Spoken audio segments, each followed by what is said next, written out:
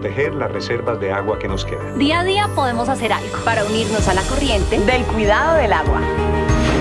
No es un chiste. Debemos cuidar el agua. Unirnos a la corriente de las acciones sostenibles hará la diferencia. Todos podemos ser protagonistas de esta gran historia. Cuidar el agua, la corriente que nos une. Una campaña de Caracol Televisión, Blue Radio y La Calle. Ahora usted puede opinar. ¿Qué es una buena noticia en medio de tantas emergencias? Gracias a los más de 2.100.000 personas que hoy posicionan a Blue nuevamente como la emisora número 1 de los colombianos. Es un gusto saludarlos.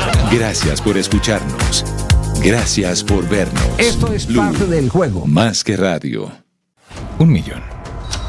1 millón. 1 millón de noticias, sueños, emociones. 1 millón de seguidores. 1 millón de seguidores. 1 millón. Decirlo suena fácil. Lograrlo es de trabajo. Mucho trabajo. Ya somos más de 1 millón de suscriptores en nuestro canal de YouTube. Y sumando, 1.010.000. Sumando, 1.020.000. Y sumando. Blue, más que radio. Escanea este código y suscríbete a nuestro canal de YouTube, @Blue Radio Co. Y disfruta y participa de la programación de Blue Radio. Blue Radio, le ponemos cara a la radio. Blue Radio, la alternativa. Ahora usted puede opinar. ¿Qué es una buena noticia en medio de tantas emergencias? Gracias a los más de 2.100.000 personas que hoy posicionan a Blue nuevamente como la emisora número 1 de los colombianos. Es un gusto saludarlos. Gracias por escucharnos. Gracias por vernos. Esto es Blue, parte del juego. más que radio. 1 millón. 1 millón. 1 millón de noticias, sueños, emociones. 1 millón de seguidores. 1 millón de seguidores. 1 millón. Decirlo suena fácil. Lograrlo es de trabajo. Mucho trabajo. Ya somos más de 1 millón de suscriptores en nuestro canal de YouTube. 703, están reapareciendo, padre María Consuelo, enfermedades que creíamos erradicadas en Colombia y en la región. Creíamos, no, yo realmente un caso de tosferina, cuando era niño encontré casos de tosferina en el barrio del Olivo. Sí, era común. Pero después de eso, nunca más. Pero fíjese que no solamente es la fiebre amarilla, no solamente es la tosferina, también se han presentado nuevamente casos de sarampión. Estamos regresando, 70, estamos devolviéndonos en materia epidemiológica. Al menos eso es lo que vemos desde la experiencia. Con lo cual, Ricardo, todo el tema de la prevención, que ha sido tanto bandera de la reforma a la salud, pues en la práctica no se está implementando, porque es que todo esto tiene que ver con los planes de vacunación. Colombia se había caracterizado por planes de vacunación reconocidos por la Organización Mundial de la Salud. Y ahora vemos que factores como la migración, factores como la bajada de la guardia en términos de vacunación, pues nos están devolviendo al pasado. En algún momento había unas agresivas campañas en medios de comunicación del gobierno para promover los planes de vacunación de los niños, sobre todo. Eso ha desaparecido, sobre todo además teniendo en cuenta una cosa, y es que al menos hasta hace algunos años el hoy ministro de Salud, Guillermo Alfonso Jaramillo, era un reconocido antivacunas. Él, por ejemplo, se atrevió a decir que la vacuna contra el COVID había sido el más grande experimento social que se había hecho en la historia.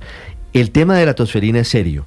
En lo corrido del año se han detectado en Colombia 1.104 casos de tosferina, 5 veces más de lo que se venían detectando en promedio en los años anteriores, y el foco de la tosferina está en Bogotá el día de hoy. Por eso, saludo al subsecretario de Salud Pública del distrito, Julián Fernández Niño. Doctor Fernández, buenos días. Muy buenos días. Solo aclarar que no es que el foco esté en Bogotá, lo que pasa es que Bogotá tiene una mayor capacidad de vigilancia epidemiológica y por eso en Bogotá podemos ver cifras que se parezcan más a la realidad. Otras partes rurales dispersas e incluso algunas capitales del país no tienen la capacidad de vigilancia que tenemos nosotros, porque siempre es bueno ver la realidad, aunque nos preocupe para actuar sobre ello. Ciertamente en Bogotá... Una buena aclaración, subsecretario. Y ciertamente estamos preocupados, pero sobre todo ocupados, porque el año pasado a este mismo corte llevamos 0 casos confirmados. Y actualmente a este mismo corte, al corte de ayer 14 de abril, ya llevamos 100 casos confirmados, 107 si contamos los que no son residentes de Bogotá, sino de Cundinamarca, 70 casos confirmados, estoy hablando, en menores de 5 años, un niño fallecido que en varios años no se observaba en Bogotá, un niño lamentablemente de 1 mes, 15 días que falleció en el mes de febrero, y también solamente para que tengas una referencia, en todo el año 2024 tuvimos solamente, entre comillas, solamente 11 casos confirmados y ya vamos en lo corrido del año más de 100. Pero no nos quedamos quietos, estamos intensificando la vacunación, vamos más rápido que la nación y por eso tomamos decisiones como adelantar, si ahorita me permiten explicar, acortar la vacunación y adelantarla. Claro, secretario, antes de hablar de cómo están trabajando desde el distrito para afrontar esta situación, quisiera preguntarle cuáles son las causas que ustedes detectan para este aumento de 100% si miramos 2024 frente a este año en casos de tosferina en Bogotá. ¿Por qué se ha producido este aumento dramático en los casos de tosferina?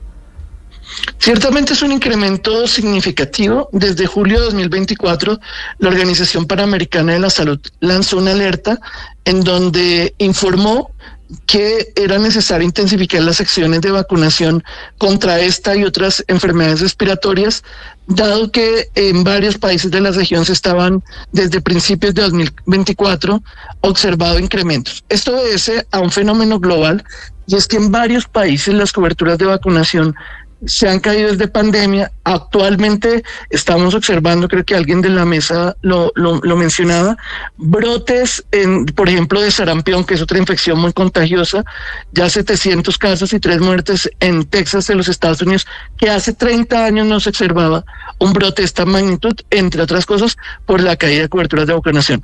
Bogotá es una ciudad que recibe un gran número de viajeros, de migrantes internacionales, de desplazados internos, de personas que viajan a distintas ciudades dentro del país.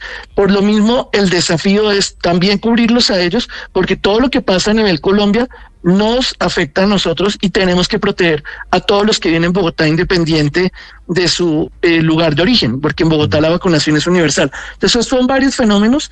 Hemos recuperado las coberturas de vacunación, ha sido una prioridad del señor secretario, de tal manera que ya estamos en varios indicadores trazadores por encima de los niveles prepandémicos. Terminamos en 92.6, 92.7%, deberíamos terminar en 95%. Este año estamos intensificando y de lo malo sacar lo bueno. Invitemos a todos a vacunar, particularmente esta vacuna es en gestantes y en niños menores de 5 años, para estar protegidos no solamente contra la tosferina, sino por ejemplo contra el sarampión. Es una amenaza latente, aunque por el momento no se presenta en Bogotá. ¿La vacuna famosa contra la tosferina es la DPT? ¿Todavía se aplica de esa manera o es individual? En efecto, DPT significa difteria, pertussis, tosferina, ¿sí? Sí, exacto, sí señor. Entonces, esta vacuna se aplica dentro de otra más grande que se llama la pentavalente, que incluye a hemófilos influenza B y que incluye hepatitis. Esta vacuna se aplica en los niños más chiquitos.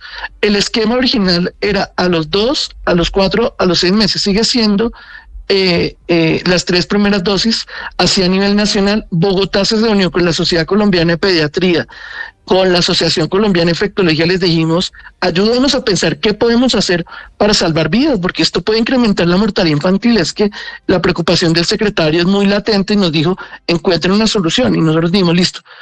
Nos sugieren que adelantemos a los recién nacidos, incluyendo prematuros, independiente del peso y la edad gestacional, a las 6 semanas comenzamos el esquema, lo adelantamos.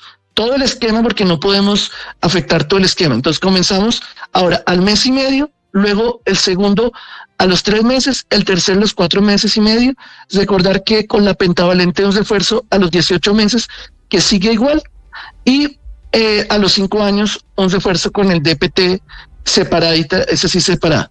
Y una decisión que tomamos, que han tomado varios países, que yo de corazón le digo al ministerio, ustedes pueden salvar un montón de vidas, sobre todo en aquellas áreas donde hay niños con mayor desnutrición y gestantes más vulnerables, adelante la vacunación en gestantes como hizo Bogotá desde la semana 20. Lo están recomendando los técnicos que todavía quedan en el ministerio, lo están recomendando también, lo están recomendando los pediatras, los infectólogos. Normalmente la vacuna en gestantes se aplica en la semana 26. La adelantamos para que se lo explico facilito, porque ¿qué pasaba? Una gestante tenía un niño prematuro y entonces lo tenía antes de llegar vacunada. Al adelantarlo, incrementamos coberturas y logramos que los niños que tienen mayor probabilidad de morir, que son los prematuros, los más chiquiticos, los de más bajo peso, quedan protegidos porque la mamá la estamos vacunando tempranamente, la respuesta inmune se mantiene buena y es una medida excepcional, además de todas las medidas básicas, porque esto es una infección respiratoria, para protegernos a todos, lavado de manos, ventilación. ¿Se adelanta la vacunación para neonatos de la semana 26 a qué semana? Repitiendo un poquito.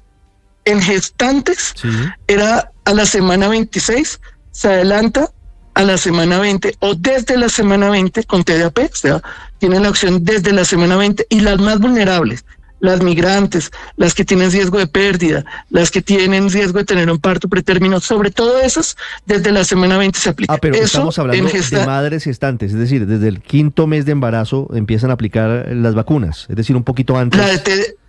Un poquito antes. Es que al vacunar a la gestante, tal vez me faltó explicar, se protege al bebecito, sobre todo al bebé prematuro, porque muchas mamás lo tenían antes. El niño nacía prematuro, el niño vulnerable antes de vacunar.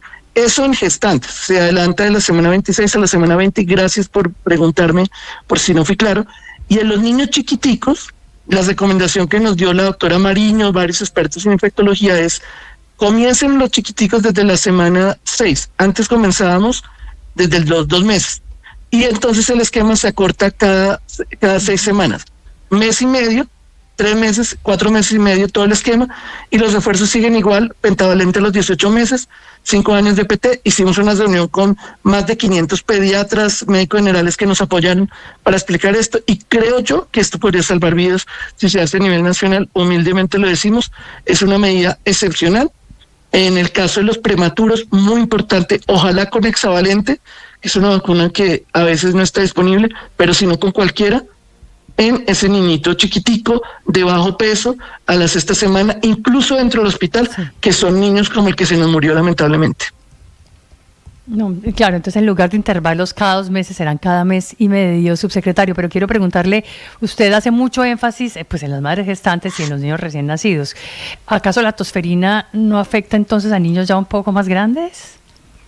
Esa es una muy buena pregunta. Ciertamente las personas que tienen las vacunas completas, que son estas 3 que ya dije, más el refuerzo a los 18, más el refuerzo a los 5 años, suelen estar protegidos, pero los niños más grandes y los adultos pueden presentar síntomas que se parecen más a una gripa, que pasan desapercibidos. El gran problema justamente es que estos niños y estos adultos, incluyendo los padres, si no se cuidan cuando tienen una gripita, puede que no les dé duro, es rarísimo que les dé duro en adultos, pueden contagiar al bebé. Hay una propuesta que ha hecho algunos pediatras en la que se llama la vacunación del capullo. El capullo, ustedes saben, pues lo que protege el huevito, lo que protege la semilla. Entonces es como vacunar a la familia de un niño prematuro. Esa es una decisión que en Bogotá sí no tomamos, porque eso sí implica que nos den permiso de vacunar a adultos, pero que a través de una carta el secretario le propone muy respetuosamente al señor ministro que de verdad considere la aplicación excepcional de la vacunación capullo, porque pues no podemos vacunar a todos los adultos, pero de pronto sí a los padres y cuidadores de los niños prematuros. La vacunación capullo tiene algo de evidencia, al menos que lo evalúen. Creo que podría ser interesante que lo evalúen, así como hace Bogotá, que llama a los expertos y las decisiones las tomamos con expertos rápidamente, porque lo que no queremos es que en Bogotá se nos incremente la mortalidad infantil. Pero teniendo en cuenta estas referencias que usted hace, doctor Fernández, ¿qué grupos poblacionales están siendo más afectados por este nuevo brote? Excelente pregunta. Ciertamente la mayoría de casos se presentan en los niños menores de 5 años, digo casos que llegan a los servicios de salud, los demás pueden pasar desapercibidos. En Bogotá, por ejemplo, de los 100 casos residentes en Bogotá, 70 eran en menores de 5 años y son los más chiquiticos, los niños menores de 1 año, Y los niños menores de 2 meses, específicamente si son prematuros, aquellos que tienen mayor probabilidad de complicarse. Esta tosferina se llama así porque en latín ferina significa salvaje, y es una tos. Uno puede buscar videos en internet. Por eso alguien decía en la mesa que hace rato no lo veía, si es que gracias a la vacunación esto era algo muy raro, pero son unas toses intensas con un sonido como de gallo al inspirar, y hasta se ponen azules y vomitan después de toser. Es una tos que se llama en fase paroxística, que es muy característica, aunque en algunos niños muy pequeñitos puede confundirse con otra infección respiratoria porque no tiene la tos característica, pero es ciertamente una infección que los más chiquiticos hay que tener muchísimo cuidado, particularmente si tienen bajo peso. Por eso estamos diciendo, neonatos a la 6ª semana, independiente del peso y la edad gestacional, los pediatras nos dicen, vacúnelo en el hospital, incluso si no ha salido del hospital. Ese chiquitico hay que tenerlo protegido, porque esos niños pequeñitos son los que nos suben la mortalidad infantil. Lo más importante, porque tienen la misma derecho y oportunidad de tener una vida sana que los niños que nacen a término. Fíjese, doctor Fernández, que estamos teniendo el reporte de lo que pasa en Bogotá, y usted tiene razón. Poco se habla de tosferina en otras partes del país, y resulta que son más de 900 casos fuera de Bogotá durante este año, y solamente conocemos confirmado Bogotá y algunas comunidades indígenas de Antioquia. La pregunta final es justamente sobre esto, doctor Fernández. La Secretaría de Salud del Distrito ha tenido un trabajo productivo con el Ministerio de Salud en el sentido de que el gobierno nacional refuerce sus planes de vacunación para prevenir la gravedad de los efectos de enfermedades como la tosferina? Mira, acá hay un mandato del señor secretario, y es que cuando hablamos de la vida de las mamás, la vida de los niños, la vida de las personas, los equipos técnicos tienen que colaborar. Y con el equipo de vacunación del ministerio tenemos la mejor relación. Hay personas muy capaces todavía, a pesar de todo, con las que nos entendemos. Hay algunas razones por las cuales a veces quisiéramos que ellos fueran un poquito más rápido en algunas decisiones, pero pues nos han apoyado también en las decisiones que hemos tomado, y hay gente muy comprometida. Pero necesitamos mayor liderazgo. Los PMUs no tienen que ser para... Los PMUs de enfermedades infecciosas, cuando participa el señor ministro, tienen que ser para hablar de las infecciones, de la epidemiología, de la vacunación, no de la UPC, no de la reforma, porque acá tenemos que movilizarnos todos por esto. Entonces, creo que la alerta está clara. El propio Instituto Nacional de Salud ha sacado la alerta. Las medidas están, no solamente la vacunación, sino la protección de la infección respiratoria. El ministerio lo sabe y sé que lo está haciendo.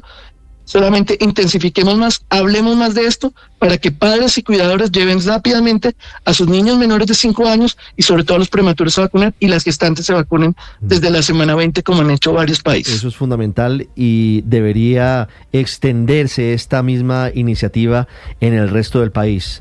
Bien por Bogotá, pero hay que ampliarlo a toda Colombia, secretario. De acuerdo, eso salvaría vidas, estoy seguro. Eso es clave. Es Julián Fernández Niño, subsecretario de Salud de Bogotá, hablando del brote de tosferina en la capital del país. Doctor Fernández, muchas gracias. Gracias y que estén muy bien, un abrazo. Mira, ahí está la situación de lo que está ocurriendo, padre, la necesidad de anticipar el ciclo de vacunación a las madres gestantes y a los recién nacidos. Es clave que el Ministerio de Salud lo pueda ampliar al resto del país, no solamente en Bogotá. ¿Ve la diferencia entre acciones técnicas y acciones ideológicas? Sí, ojalá entendamos que aquí estamos hablando de los más pobres en todo el sentido y de los más pequeños. Entonces, ojalá desde el Ministerio se tomen ya las medidas como estas que anuncia o que nos propone el subsecretario. Me llama la atención lo que nos dice María Consuelo, el subsecretario, en el sentido de que los PMU, puestos de mando unificado que lidera el ministro Jaramillo, deberían dedicarse a analizar temas técnicos y soluciones, y menos a la carreta. Menos administrativas, y más acciones. Y Ricardo, acciones para la gente, entre otras cosas porque se trata de salvar vidas. Tal cual. Y este no solo es un problema hoy de Bogotá, también lo está advirtiendo, por ejemplo, el departamento de Antioquia, con brote de tosferina en comunidades indígenas que están muy apartadas, por ejemplo, de esos centros médicos o puestos donde está la vacunación, y allí también se necesita una solución, porque es salvar vidas al final. Claro. Hay que saber dónde están los otros 900 casos, casi 1000 casos distintos a Bogotá, Andrés, de tosferina, porque Bogotá levanta la mano y dice aquí tenemos 100 casos. Antioquia dice tenemos casos en comunidades indígenas. ¿Y el resto dónde están? ¿Qué están haciendo las autoridades locales? ¿Qué están haciendo las autoridades nacionales frente al tema? Sí, la expresión clave, Ricardo, usted la acaba de decir, hay que saber. ¿Y por qué lo digo? Porque como en este país todo lo vemos con el lente político y todo lo vemos con el lente como de nuestras rabias, miedos, cosas políticas, yo veo que mucha gente ante estas noticias lo que está reaccionando rápidamente es tratando de asignar culpas políticas. No, que esto es el gobierno, no, que esto es porque no han querido aprobar la reforma a la salud, la cosa viene y va. No, necesitamos saber, necesitamos investigar.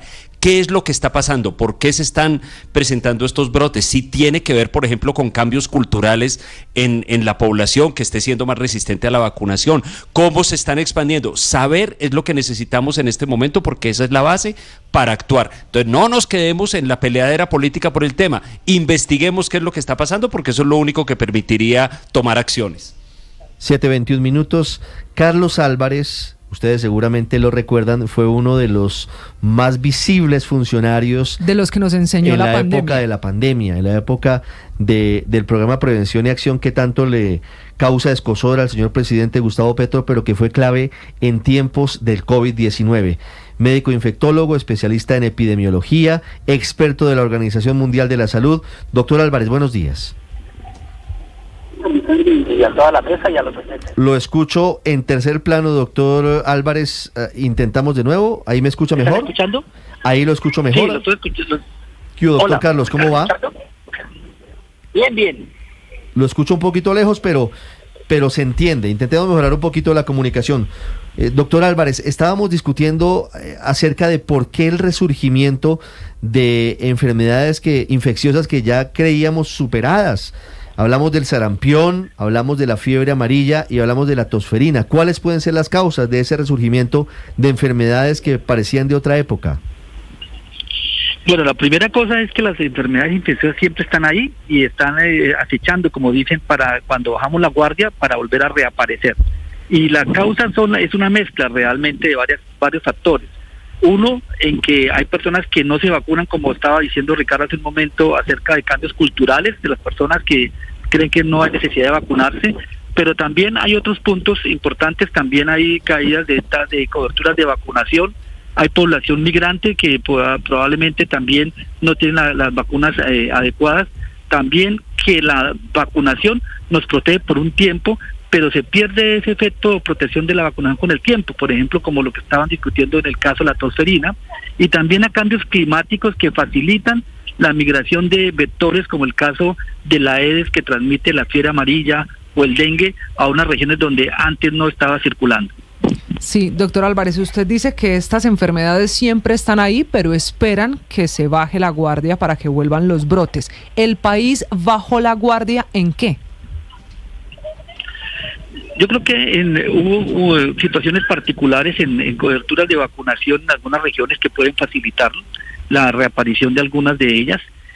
También la misma presencia de condiciones climáticas, como decía, que hacen que más que decisiones técnicas de un país, sino sencillamente el año pasado, por ejemplo, tuvimos un tema muy importante en el fenómeno del Niño, que se hubo una época seca, como lo sabemos, y que facilitó la presencia de la Aedes en varias regiones del país, la presencia de casos de dengue en un brote supremamente importante, la migración de las personas a áreas donde normalmente no vivan, y también el mismo hecho de tener comunicaciones más fáciles hace que una persona pueda estar en Bogotá y al otro día puede estar en Caquetá, en el Huila, para poner en contexto, que hace que poblaciones susceptibles, es decir, que no han estado expuestas a la enfermedad ni se han vacunado, puedan afectarse, como estamos viendo en el caso de la fiebre amarilla. Sí, doctor Álvarez, en otros tiempos veíamos un plan muy agresivo del Ministerio de Salud en materia de vacunación, al menos publicitando y pidiéndole a la gente que acudiera a vacunarse.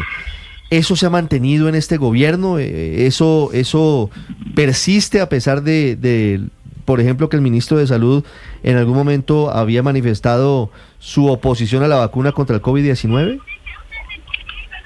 Yo creo que es importante que se siga haciendo énfasis en las campañas de vacunación, se siga haciendo énfasis en la necesidad de vacunarnos, facilitar a las personas que se vacunen, porque si hay alguna barrera de las personas que probablemente lo están dudando, de vacunarse, pues es la razón para no vacunarse. Entonces yo creo que es un llamado de alerta a todas las personas, no solo al gobierno nacional, sino también a los gobiernos locales y a las personas, porque el éxito de los programas de vacunación depende siempre de de esos tres pilares: que haya vacunas, que haya disponibilidad donde uno está y que la gente también quiera vacunarse. Si logramos que eso se mantenga, pues probablemente tenemos que limitar estos brotes y que solamente sean brotes y no se genere una tendencia al crecimiento de estas enfermedades. Doctor Álvarez, ¿qué impacto tuvo la pandemia de COVID-19 en las coberturas de vacunación y en la vigilancia epidemiológica de estas enfermedades que están reapareciendo hoy? Yo creo que hubo dos aspectos importantes. Probablemente en la época fuerte de vacunación para COVID, en todo el mundo hubo una disminución en algunas tasas de cobertura de algunas enfermedades, pero principalmente ha hecho que las personas piensan que cuando se vacunan contra COVID es la única enfermedad que tienen que vacunarse y pareciera que las otras enfermedades ya no necesitan vacunas. Entonces es importante tener presente que vacuna de COVID se necesita, sigue porque el COVID sigue, pero adicionalmente tenemos que vacunarnos en el caso de los adultos contra influenza, contra neumococo, contra dengue, que ya hay vacuna en Colombia, y en el caso de los niños, pues completar los esquemas de vacunación.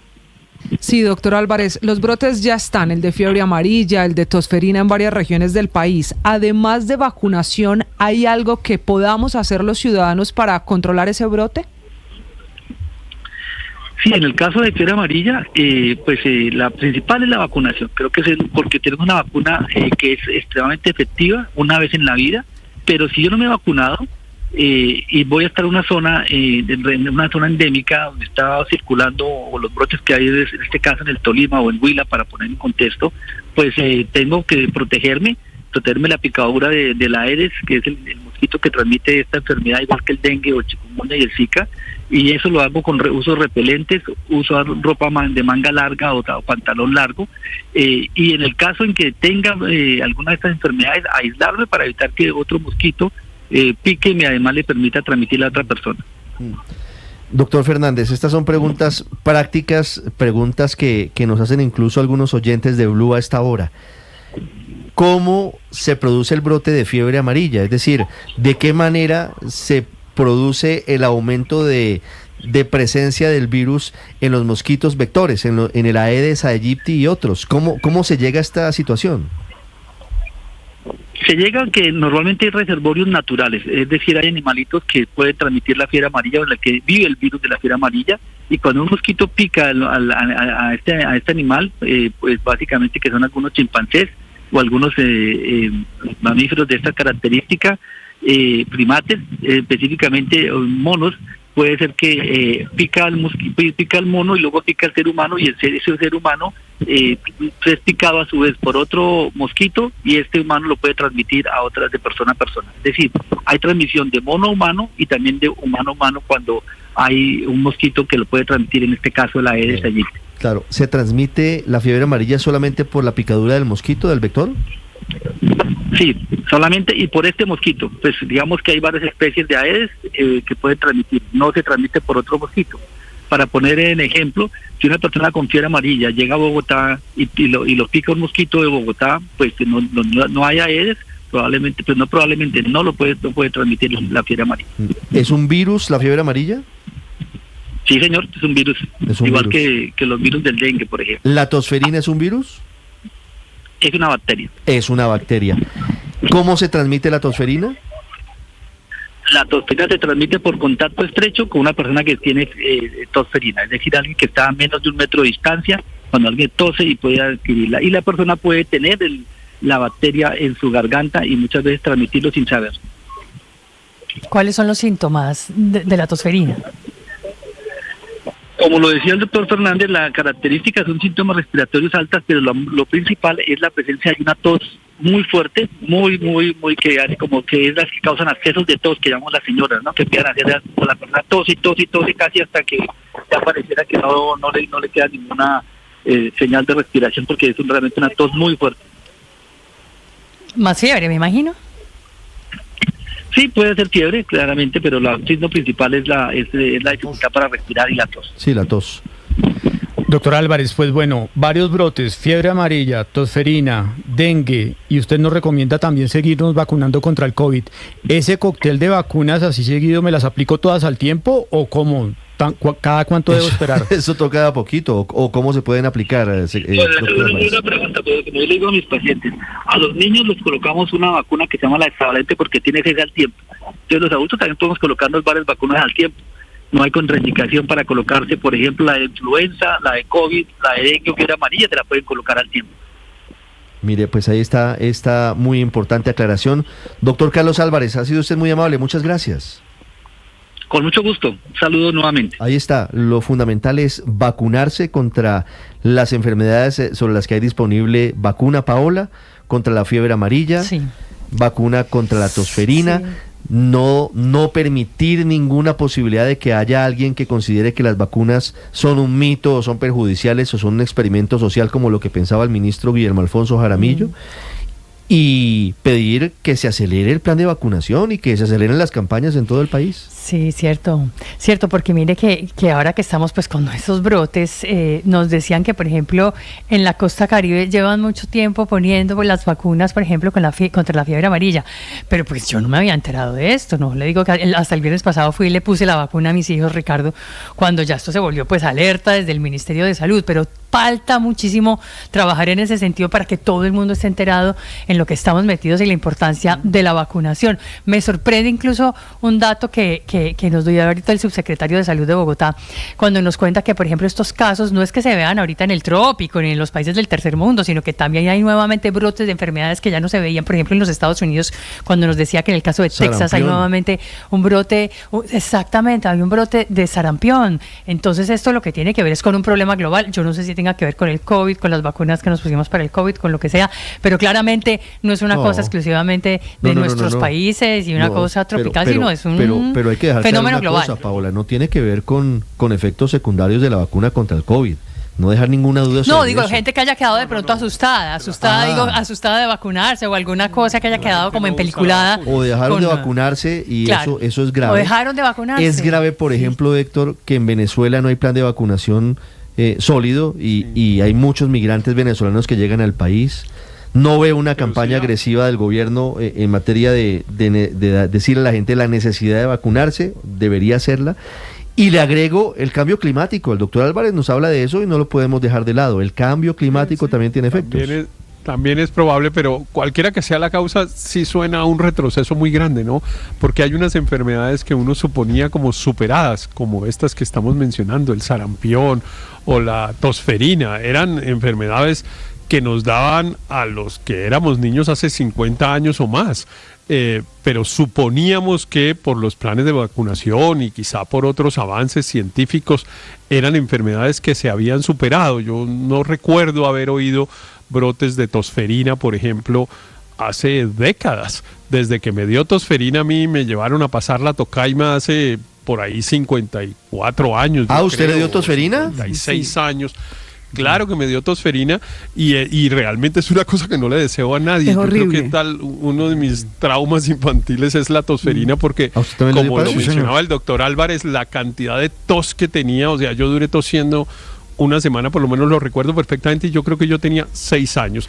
Y siempre además me llamó mucho la atención que al menos en mi casa, mi familia tenía la costumbre de que cuando a algunos de los 5 hijos le daba tosferina, íbamos a pasarla a tocaima, porque aparentemente el clima, pues me imagino que era mejor que el frío bogotano, pero todo eso parece historia patria, prehistórica. Imagínese, volviendo que eso ya no debería existir. Volviendo a esas épocas. Yo tuve, sí, es un retroceso en salud pública. Yo tuve varicela. A mí me dio varicela, yo tuve varicela, sarampión, tosferina. Eso tuve, y lo que pasa es que en mi barrio nos daba a todos. Es decir, como todos más o menos teníamos las mismas edades. O sea, que los papás tenían 4 hijos y de al lado tenía 4 hijos, de enfrente tenía 4 y todos teníamos más o menos las mismas edades. Entonces nos dio a todos. Yo recuerdo eso, pero te estoy hablando de los 70, te estoy hablando de por allá 75, 76. Algo se está haciendo mal, María Consuelo, sin duda. Y sobre todo en el tema de prevención. Es que la gran herramienta de la prevención por excelencia es la vacunación. Entonces bajar la guardia en vacunación sí es un retroceso terrible, pero adicionalmente, como decía el doctor Álvarez, se tiene claro que tiene que ver con la migración, con que en Venezuela en particular han bajado la guardia en vacunación. No vacuna. Entonces, tendríamos que tener unos puntos en la frontera, en los sitios donde sabemos que ya están llegando los venezolanos, para implementar un plan de vacunación enfocado. En Cúcuta, claro, en Riohacha, en Paraguachón. Así es. En Habría El Dorado, que tener unos puntos de vacunación masivos, estratégicamente grandes. utilizados. Lamentablemente eso no está pasando. 7:35 minutos. Ya actualizo las noticias del mundo. Ya hablo sobre temas de Hacienda, sobre retención en la fuente antes. Aurelio. Sí, Ricardo, yo creo que hay un evidente retroceso en materia de salud pública en el tema de vacunación. No solamente con la población, digamos, adulta, sino con los menores. No tengo exactamente el dato, lo busqué a la carrera, no lo encontré, pero sí he visto que ha habido a nivel nacional un descenso en las coberturas de vacunación. Creo que hay vacunas, la DPT por ejemplo, donde no estamos llegando ni al 90% de la población que se debe vacunar. Es decir, y cuando usted descuida o descubre un porcentaje que se puede volver un vector de enfermedad patológico e incluso de contaminación, pues aquí realmente para que el plan básico de vacunación sea efectivo, usted tiene que estar vacunando al 100%. Colombia y Bogotá, me acuerdo, llegó a tener niveles de vacunación supremamente altos, casi del 98, del 99%. Hoy estamos en niveles del 90% y eso realmente deja descubierta la población y crea un factor de insalubridad, pues evidentemente regresivo frente a lo que el país había avanzado en esa materia. Y con respecto a la tosferina de Héctor, pues bueno, ya me permitió entender muchas cosas que yo no había entendido. ¿Como cuáles, perdón? No, pues que cuando uno tiene que toser 8 días seguidos, pues imagínese usted después cómo se describe. No moleste a Héctor, hombre. No moleste a Héctor. 7:37 minutos. Ya regresamos en Mañanas Blue, una pausa y hablamos de noticias del mundo. Estás escuchando Blue Radio. Todos los seres humanos estamos llamados e invitados a la felicidad. No podemos permitir que nada ni nadie nos quite ese propósito. No estamos en la vida para padecerla, para sufrirla. Estamos para gozarla, aún enfrentando y solucionando dificultades. Uno de los problemas serios que tenemos es que nos encontramos con rumores. ¿Sí? Cualquiera saca una interpretación, la da por válida y la comparte con otros. Y a veces esos rumores a nosotros nos afectan. Hoy quiero decirte, tú tienes que ser dueña de ti. Y no puedes dejar que los rumores te quiten la paz. Si estás en la verdad y tienes cómo demostrarla, vive en ella para ser feliz. ¡Ánimo! Tú sabes.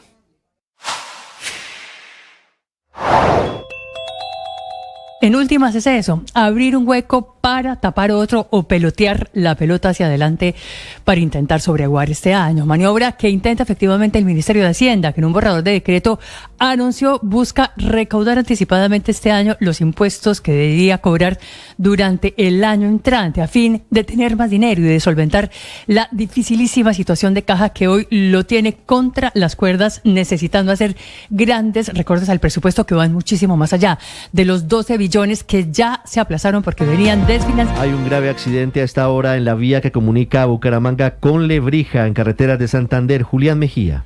Ricardo, sí es un accidente donde están involucrados 3 vehículos, un camión, un carro pequeño tipo Spark y una buseta además de servicio intermunicipal. Sucedió en el sector conocido como Las Palmas. Esto es después del peaje entre los municipios de Girón y Lebrija. Confirma la policía de tránsito que una persona, el conductor del carro pequeño, fue trasladado al hospital de Lebrija para su valoración, pero allá en el sector hace presencia la Policía Metropolitana de Bucaramanga y además otros conductores que ayudaron a rescatar a esta persona herida. Escuchemos.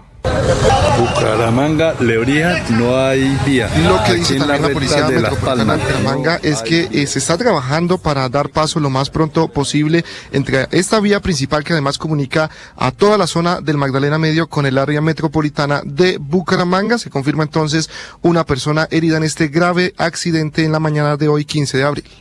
7:40 minutos. Finalmente, de manera íntima, se llevaron a cabo las honras fúnebres del Premio Nobel de Literatura, el escritor peruano Mario Vargas Llosa, tal y como fueron sus deseos. Hubo homenajes en todo Perú. En el colegio en el que cursó sus estudios hicieron, por supuesto, varias actividades el día lunes. Hubo en el Centro Funerario y Crematorio del Ejército de Chorrillos la ceremonia en la que estuvieron presentes sus 3 hijos, Álvaro, Gonzalo y Morgana. La despedida de Mario Vargas Llosa en Perú, Enrique Montenegro. Ricardo, buenos días. El Perú se encuentra de luto nacional tras el fallecimiento del escritor y Premio Nobel de Literatura Mario Vargas Llosa, quien partió el pasado domingo a los 89 años. En señal de respeto y reconocimiento a su legado, el gobierno peruano declaró duelo nacional en todo el país. El escritor, reconocido por su incansable labor literaria y su influencia global, fue velado en Lima en una ceremonia privada, según su deseo. La presidenta Dina Boluarte asistió a los actos fúnebres, acompañada de varios ministros, acudió para expresar sus condolencias. Fue recibida por Álvaro Vargas Llosa, hijo mayor del escritor, quien manifestó sus deseos de agradecimiento a los seguidores de su padre. Aquí una parte de sus declaraciones. Nosotros hemos acordado tratar de llevar este duelo en la intimidad. Por eso estamos velando a mi padre en casa en lugar de hacerlo en un lugar público. Y vamos a rogarles, sé que esto es difícil tratándose de un personaje público, vamos a rogarles que respeten esa privacidad. Y eso implica que nosotros vamos a evitar hacer más declaraciones. Los restos de Vargas Llosa fueron trasladados al Centro Funerario y Crematorio del Ejército en Chorrillos, donde se realizó la cremación en una ceremonia íntima. El cortejo fúnebre partió a las 16:10 desde su residencia, escoltado por una caravana de vehículos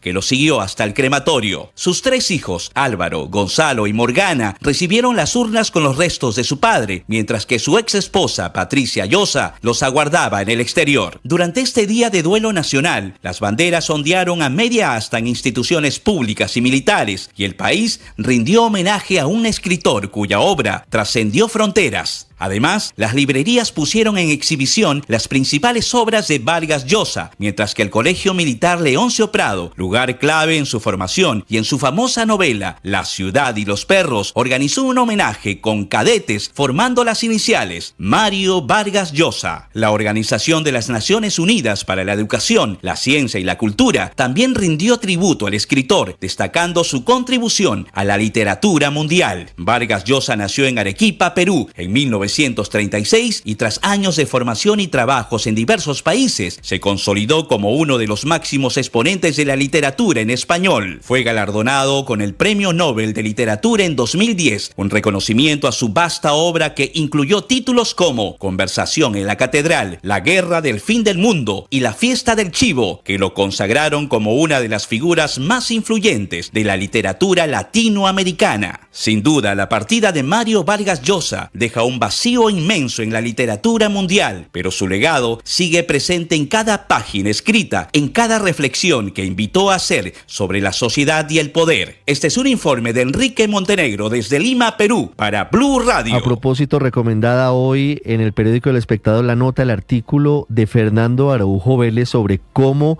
el caso del poeta Eberto Padilla, poeta cubano, fue el punto de quiebre de la relación de Mario Vargas Llosa con Fidel Castro. La forma en la que empezaron a ser intolerantes con la disidencia desde la revolución, la forma en la que lo obligaron a declarar en contra de la esposa del poeta Eberto Padilla es muy interesante y aventuran algunos que ese podría haber sido el inicio de la fractura de su relación con Gabriel García Márquez. 7:44. En Estados Unidos hay noticia. El gobierno Trump sigue en modo recortes. Ahora habla de disminución drástica de presupuesto para el Departamento de Estado, es decir, para el Departamento de Asuntos Exteriores, lo cual podría tener repercusiones, efectos secundarios para Colombia. Juan Camilo. Ricardo, esto se veía venir y se ve venir. Reportan 2 medios, Político y el Washington Post, citando un memo interno del Departamento de Estado en el cual hablan de una reducción del 48% en los recursos para el presupuesto del próximo año, reduciéndolo para el año fiscal 2026, 28.400 millones de dólares sería el presupuesto, frente a lo que había sido 54.400 millones de dólares para el año fiscal 2025, reducción del 48%, fundamentalmente recortes. Bueno, por el desmantelamiento de la agencia USAID, pues ahí naturalmente hay una cantidad de recortes importantes, pero también para una cantidad de programas del Departamento de Estado. Programas como, por ejemplo, para promover la democracia, para el respaldo en actividades educativas e intercambios culturales, para instituciones de ayuda multilateral, para, por ejemplo, aquí menciona político, la lucha antinarcóticos, para el tráfico de drogas y también para lo que tiene que ver con salud y programas de salud a nivel global. Esto, por ejemplo, menciona algunas organizaciones en la Fundación para Asia, la Fundación también para la Promoción de la Democracia, otra serie de organizaciones, de ONGs que recibirían cero recursos por parte de estos recortes del Departamento de Estado, que en efecto serían recortes no únicamente para organizaciones, sino también para países y para programas que los Estados Unidos adelanta en varios países. Entonces, de acuerdo a este memorando y pues de acuerdo a lo que ya ha venido diciendo tanto el presidente Donald Trump como el secretario de Estado Marco Rubio, se vienen recortes grandes y recortes que muy seguramente tendrán impacto sobre Colombia. Recordemos que la última partida presupuestal aprobada para nuestro país fue de 410 millones de dólares. Es muy seguro, pero muy seguro que ese dinero va a ser sustancialmente más bajo, Ricardo. Bueno, y ahí están los efectos que podría tener esta decisión del presidente Trump para Colombia. Hablando de economía global, 7:46, hay una advertencia del primer ministro francés sobre el difícil momento, él dice, estado catastrófico de la economía francesa, que se ve potenciado por las decisiones de guerra comercial del presidente de los Estados Unidos. Silvia Carrasco. Sí, Ricardo, lo que ocurre en Francia es bien particular porque es un gobierno en minoría que se ve amenazado cada vez que tiene que aprobar los presupuestos, y ese es el camino que ha comenzado el primer ministro François Bayrou. Él lo que hizo fue tener una reunión con la plana mayor del gobierno y con agentes sociales para explicarles cómo está concibiendo lo que viene como presupuesto, que tienen que aprobar el presupuesto 2026, y ahí es donde dibujó ese panorama catastrofista de lo que hay en Francia. Dice que es un país que no produce suficiente, que no trabaja lo suficiente, dice que tiene la menor productividad de Europa, pero que además tiene el nivel de gasto público más elevado del mundo. Y claro, también dice que tiene los impuestos más elevados de Europa. Dice que en Alemania son 6 puntos menos del 43% de impuestos que pagan los franceses. Entonces la pregunta es cómo va a poder suplir esos 40.000 millones de euros que necesita de ajuste necesario en las cuentas para el próximo año. Y dice que esto sería tal vez posible de manejar, pero con el elevado gasto que les implica hacerse cargo ahora de la guerra en Ucrania y además de la inestabilidad sembrada por el presidente Donald Trump, dice que todo esto lo hace insostenible. Así define lo que está significando Donald Trump para la economía mundial. Mira, escúchalo. Un tsunami de déstabilisation est venu chambouler la planète. Ce tsunami est d'abord stratégique. Le monde ébahi a vécu en direct un renversement des alliances que nul ne pouvait imaginer. Dice, un tsunami de desestabilización ha llegado a sacudir el planeta. Ese tsunami es, ante todo, estratégico. El mundo asombrado ha vivido en directo un cambio de alianzas que nadie podría haber imaginado. Dice que esta es una teleserie, un reality que se está viviendo en directo desde la sala oval de la Casa Blanca y que, claro, relata ahí lo que está ocurriendo con China, relata lo que fue la sesión del presidente Donald Trump con el presidente ucraniano Volodymyr Zelensky, y por lo tanto dice que en este minuto los franceses tienen que ajustarse el cinturón, tienen que poder con sus propios recursos arreglar la situación que se les viene encima, pero todo esto en medio de una situación política muy muy frágil que tiene el gobierno francés, que en cualquier momento la oposición lo puede hacer caer, más todavía con ese enojo que hay desde la parte de la ultraderecha tras la sentencia en contra de su dirigente Marine Le Pen, que la ha dejado fuera de la carrera presidencial. Por lo tanto, los votos son muy difíciles de recolectar para poder tomar cualquier decisión dentro del gobierno francés, Ricardo. Estás escuchando Blue Radio.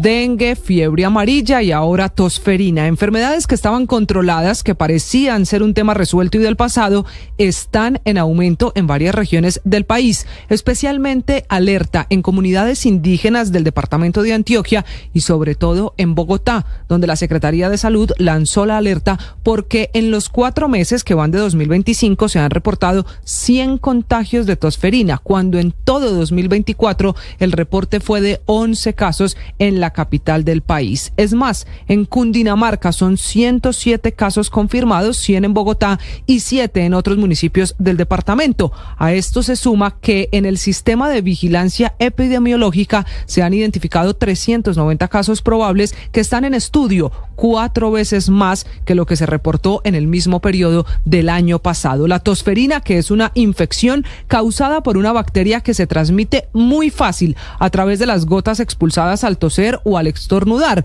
y que puede ser especialmente grave en bebés menores de 6 meses a los que la tosferina.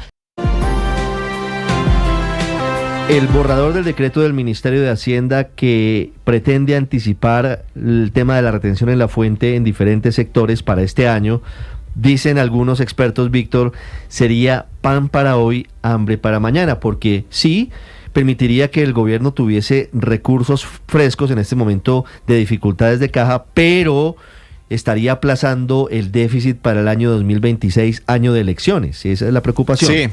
Lo que es patear el balón o el problema hacia adelante, Ricardo, no es una medida nueva dentro de este gobierno, ya se implementó algo similar entre el 2023 y el 2024.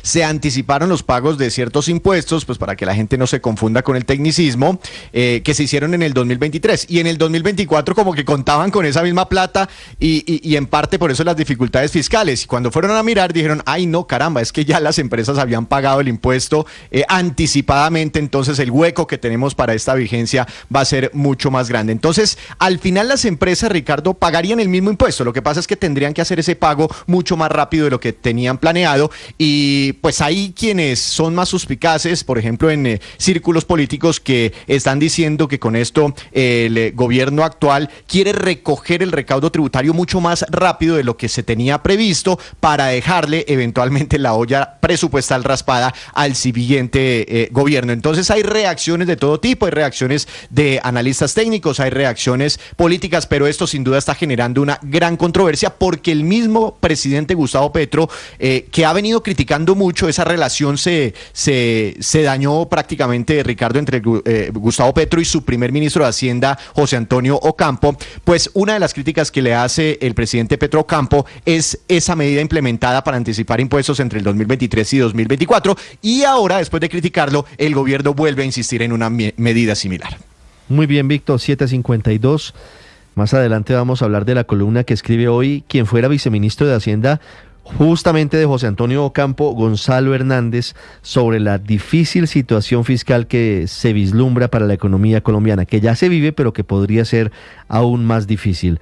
El presidente del Centro de Estudios Económicos de ANIF es José Ignacio López, que nos atiende a esta hora para hablar de este borrador de decreto del Ministerio de Hacienda que entraría en vigencia en el segundo semestre de este año y lo que propone precisamente es subir la retención en la fuente, aumentar la autorretención y buscar recursos frescos para este año 2025. Doctor López, buenos días.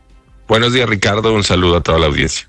Por favor, explíquenos en palabras claras qué significa esta medida que pretende sacar adelante el Ministerio de Hacienda. ¿Qué busca y cómo se haría? ¿Qué sectores serían los más afectados? Bueno, recordémosle un poquito a la audiencia cómo funciona el tema tributario en nuestro país. Nosotros tenemos un esquema donde las empresas tienen que, después de observar un año de actividad económica, pues presentar su declaración de impuestos, sobre todo del rubro de renta y complementarios, entre otros, pero para suavizar el efecto que tiene ese pago en impuestos en la medida que se va causando esas actividades, pues hay una serie de retenciones. Es decir, las retenciones son anticipos para esas declaraciones futuras.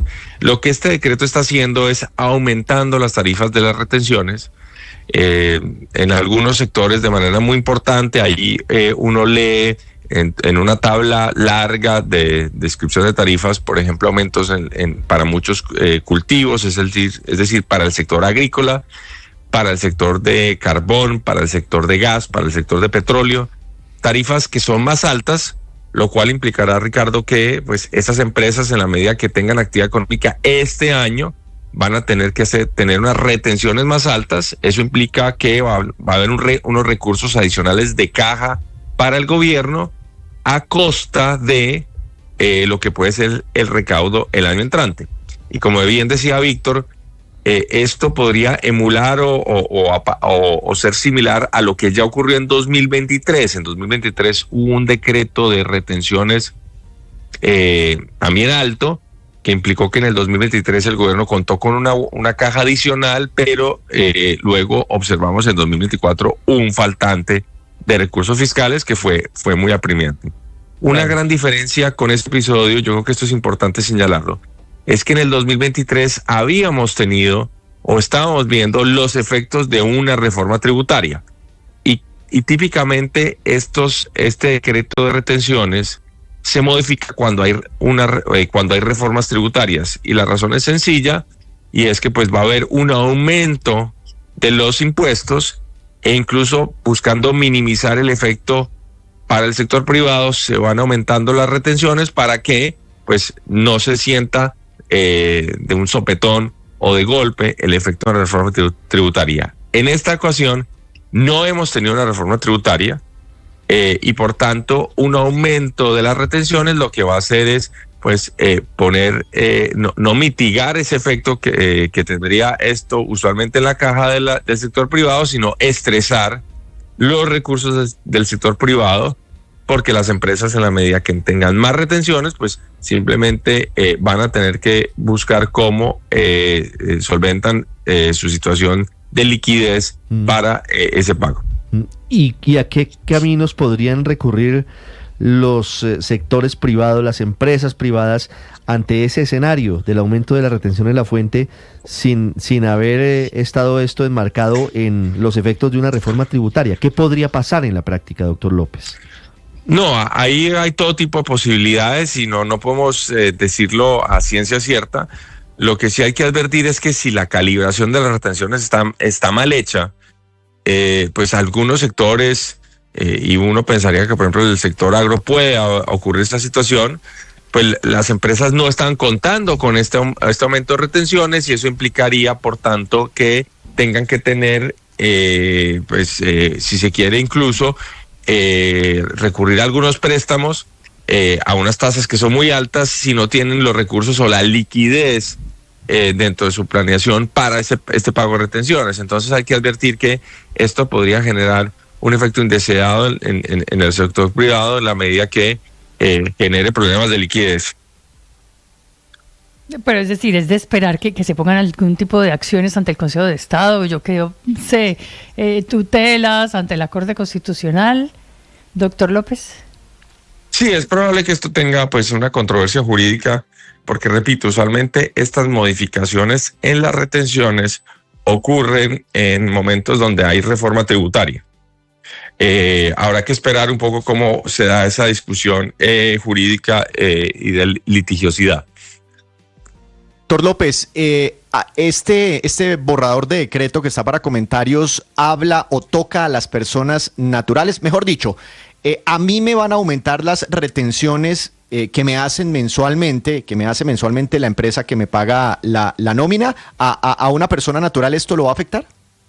En lo que alcanzamos a ver nosotros, la afectación es básicamente a nivel empresarial. No hemos detectado por ahora el efecto sobre asalariados. Hay unos pagos de prestación de servicios que tienen umbrales más bajos. Eso podría sí afectar a las personas.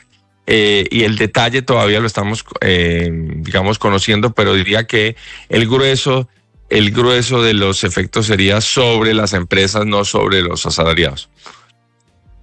Y ese punto es muy importante. Doctor López, quiero hacerle una última pregunta a propósito de lo que comentábamos hace un rato con Víctor, y es la columna que hoy publica el periódico El Espectador del ex viceministro de Hacienda Gonzalo Hernández, titulada "No estamos para audacias fiscales". Y le pregunto por un dato que cita el ex viceministro Hernández sobre estudios de ANIF estimativos que tienen que ver con los efectos que podría tener el bajonazo en el precio del petróleo, motivo guerra comercial emprendida por el presidente Donald Trump en las finanzas del Estado colombiano? ¿Qué implicaría esa caída que se ha venido presentando en el valor del precio del petróleo de referencia Brent para nuestro país? Sí, Ricardo, seguimos teniendo una dependencia importante sobre los hidrocarburos. En general, una caída en $1 en el precio de referencia, por ejemplo, del Brent, implica una caída fiscal neta entre 230.000 y 300.000 millones de pesos. Esos son nuestros estimativos. Si tomamos el punto de referencia que estaba en los precios antes del anuncio de la guerra comercial, frente a lo que hemos visto en los últimos días, más o menos hemos tenido una caída de $10. $10 estarían entonces, en ese caso, asociados a ingresos fiscales por 3 billones de pesos menos. Y ese sería quizás uno de esos efectos de esta guerra comercial que pues todavía está en ciernes y que viene también con unas rondas adicionales de incertidumbre que pueden afectar sectores en Colombia, sectores a nivel internacional y también en esa medida afectar el recaudo tributario no solo vía precios de petróleo, sino también menor actividad económica. Son las 8 en punto, doctor José Ignacio López, muchas gracias. No, muchas gracias a ustedes, feliz día. Aurelio, es un tema técnico, es un tema complejo, pero hay que simplificarlo y explicarlo porque tiene consecuencias, muy seguramente. Es borrador de decreto, está para comentarios, aplicaría en el segundo semestre de este año del Ministerio de Hacienda frente al tema de la autorretención en la fuente. Sí, Ricardo. Mire, lo más grave de esta aceleración de caja para el gobierno nacional, llamémoslo así, es decir, lo que sucede es que hay que pagar unos impuestos, los impuestos se pagan inicialmente con retefuente,